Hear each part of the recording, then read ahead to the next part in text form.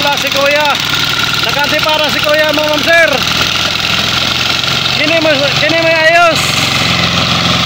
Nagtraktor o nagbao, nakantipara.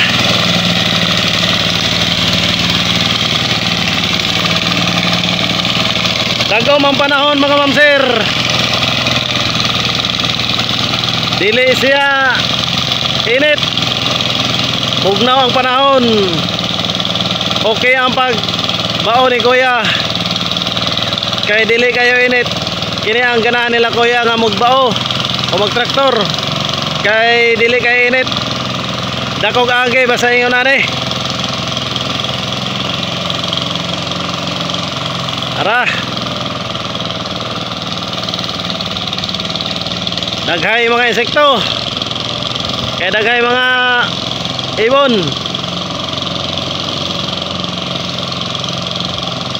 Kani sila kuya mga ma'am sir, anada na sa pagbao. Kaya pag humag-harvest, kini mga tawa na mao na ilang mga trabaho. Pag traktor o pagbao, mao na ang tawag dire sa mga ma'am sir, bao o traktor. Di pareha ang tawagan mga ma'am sir. Relax sa kayo sa kuya, kay dili kayo init. Landong ang panahon, bugnaw pang hangin. Okay guys kuya mga ma'am sir.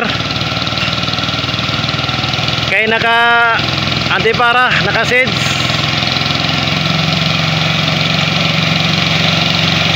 Nyaras kuya.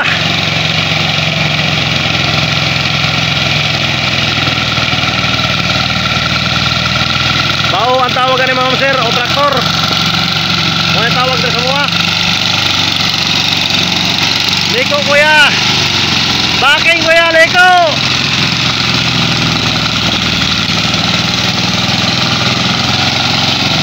Ano yung trabaho sa bukid mga ma'am sir?